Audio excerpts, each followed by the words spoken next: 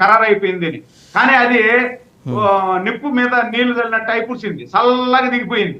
ఎందుకు ఈ విధంగా జరుగుతా ఉంది అనేది నాకు కూడా అనుమానం ఉంది. ప్రజలకి ఒకసారి మనం రామ్నాథ్ గారి దగ్గరికి వెళ్దాం.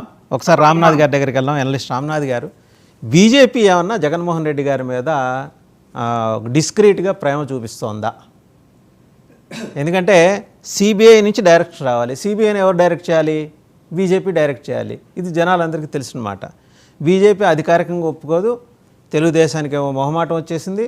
ఓ పక్క జనసేన అధికార ప్రతినిధి రజనీ గారేమో ఇవాళ రేపో పిటిషన్ వేయబోతున్నారు, ఇంప్లీట్ పిటిషన్ వేయబోతున్నారు. మరి ఇప్పుడు బీజేపీ గొంతులో పచ్చెలక్కాయ పడ్డట్టే కదా. జగన్మోహన్ రెడ్డి గారిని బీజేపీ ఎందుకు కాపాడుతోంది? ప్యానల్లో అందరికీ గుడ్ మార్నింగ్. అంటే ఇక్కడ చూడాల్సింది ఏంటంటే, ఈరోజు మీరు ఏంటంటే గతం కంటే భిన్నంగా ఎందుకు లేదు, ఈరోజు ప్రభుత్వాలు మారినాయి, సో యాక్షన్ ప్లాన్ యాక్సలరేట్ అవ్వడం లేదు అనేటువంటిది ఈరోజు ప్రధానంగా చర్చ నాకు కనపడుతుంది. సరే, ఇందాక రవికిరణ్ గారు కానీ రజనీ గారు కానీ వాళ్ళు మాట్లాడారు. అంటే నేను సాంకేతిక అంశాల జోలికి పోవడం లేదు, కానీ సహజంగా ఇక్కడ ఆలోచించాల్సింది ఏంటంటే, ఏదో ప్రభుత్వాలు మారినంత మాత్రాన గతంలో వ్యవస్థల పనితీరు మొత్తం ఒక రోజులో మారిపోతుందని కానీ ఏదో పెద్ద చేంజ్ వస్తుందని అయితే మనం అనుకోలేము. ఎందుకంటే నేను 2004 నుంచి కూడా సుప్రీంకోర్టు జడ్జీలు కానీ సుప్రీంకోర్టు న్యాయమూర్తులుగా పనిచేసిన వాళ్ళు రిటైర్డ్ అయిన రోజు వాళ్ళు ఏం మాట్లాడతారో అనే విషయాలను నేను కొంత అబ్జర్వ్ చేస్తుంటాను. సో అలాంటి సందర్భంలో వాళ్ళు ఏం మాట్లాడతారంటే, వాళ్ళకున్న సుదీర్ఘ అనుభవంతో వాళ్ళు ఏం మాట్లాడతారంటే, దేశంలో కేసుల సంఖ్య చాలా ఎక్కువగా పెరిగిపోతుంది, మనకు సిబ్బంది కొరత, కోర్టుల యొక్క సామర్థ్యం మనకు చాలా తక్కువగా ఉంది, అందుకే మన దేశంలో సామాన్యుడికి కానీ పెద్దలకు కానీ ఎవరికి కూడా సత్వర న్యాయం జరగడం లేదనేటువంటిది నేను ఆల్మోస్ట్ 2004 నుంచి రిటైర్డ్ అవుతున్నటువంటి సీజేల యొక్క వీడ్కోలు మీటింగ్లో చాలా సందర్భాల్లో వింటున్నాడు. మోడీ గారి సమక్షంలో కూడా ఒక సీజే ఇదే మాట మాట్లాడారు. మీరు మా సమావేశాలకు వస్తుంటారు ప్రధానమంత్రులు గారు కామన్గానే, కానీ మీరు మాట్లాడతారు కానీ మాకు కావాల్సినటువంటి ఇన్ఫ్రాస్ట్రక్చరు, మాకు కావాల్సిన కండూసివ్ ఎన్విరాన్మెంట్ మీరు క్రియేట్ చేయడం లేదు, అందుకే మేము న్యాయం డెలివరీ చేయడంలో చాలా ఆలస్యం అవుతుంది అనేటువంటి మాటలు.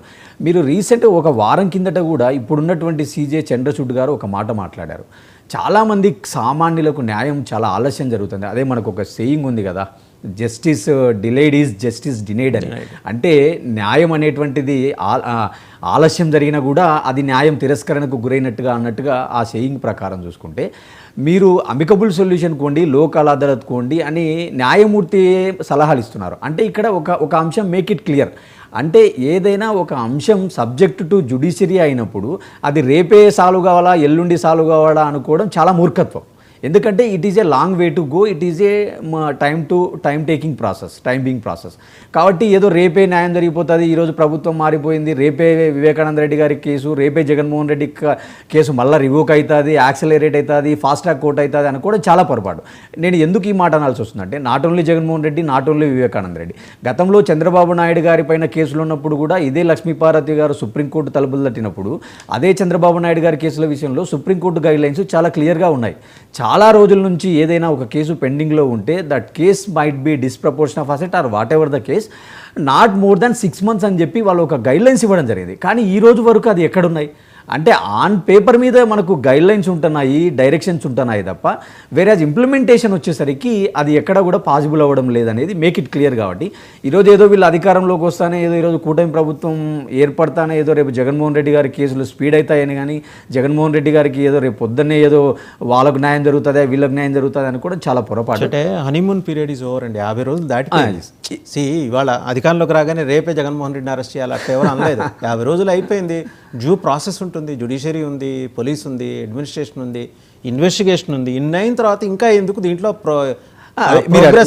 Come to that point. అంటే ఇప్పుడు బీజేపీ వెనకొండి నడిపిస్తుందా, బీజేపీ వ్యవస్థలను మేనేజ్ చేస్తుందా, వ్యవస్థలను మేనేజ్ ద్వారా డైరెక్ట్ చేస్తుందా, what ever the word. So దానివల్ల జగన్మోహన్ రెడ్డి వీళ్ళు బెనిఫిట్ అవుతున్నారా అని మీరు అంటున్నారు.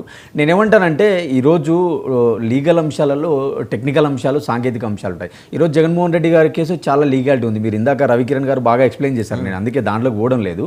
అంటే మీరు డిశ్చార్జ్ పిటిషన్లు వేస్తున్నారు అంటున్నారు. డిశ్చార్జ్ పిటిషన్లు వేసినప్పుడు దానిని మీరు ఎందుకు తొందరగా రిజాల్వ్ చేయలేకపోతున్నారు చెప్తున్నారు, ఎందుకు డిశ్చార్జ్ పిటిషన్స్ ఉండాలి, responsibility of the trial courts అన్నారు జడ్జి అదే అన్నారు. అంటే దానిల వల్ల డిశ్చార్జ్ పిటిషన్ వల్ల లేట్ అవుతుంది, మేము డెసిషన్ తీసుకోలేకపోతున్నాం అంటే సుప్రీంకోర్టు అనే వాళ్ళు మేము పైన కూర్చున్నాము, మీరు చేసే పని మేము కూడా చేయలేం కదా, మీరెందుకు ఉన్నారు అక్కడ అని చెప్పి వాళ్ళే ప్రశ్నించుకునేటువంటి పరిస్థితి.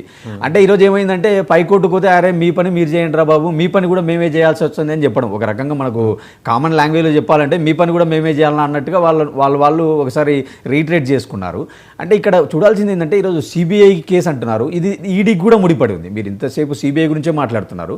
ఈరోజు ఒకసారి పిటిషనర్స్ గురించి మనం ఆలోచిస్తే అక్కడ ఉన్నటువంటి జగన్మోహన్ రెడ్డి గారి తరపు లాయర్స్ వాళ్ళు ఏమంటున్నారు, ఈ కేసు ఈడీలోనే ఇందులో మ్యాటర్ లేదని చెప్తుంది. ఈడీలోనే మ్యాటర్ లేదని చెప్పినప్పుడు మళ్ళీ అది సిబిఐ కిందకి అసలు రాదు ఆ సబ్జెక్టు, అసలు సిబిఐ ఇన్వాల్వ్మెంటే అవసరం లేదన్నట్టు వాళ్ళ లాయర్లు మాట్లాడుతున్నారు. కాబట్టి ఇక్కడ చాలా సాంకేతిక అంశాలు, చాలా కాంప్లికేటెడ్ అంశాలు ఉన్నాయి. కాకపోతే ఇందాక రజనీ గారు అడ్రస్ చేసినటువంటి విషయం ఏంటంటే గతంలో ఆయన ముఖ్యమంత్రిగా ఉన్నారు, ఆయన పదవిలో ఉన్నారు కాబట్టి ఆయన డే టు డే కోర్ట్ యాక్టివిటీస్కు నేను హాజరు కాలేనని చెప్పి కొంత ఎగ్జంప్షన్ పొందిండొచ్చు.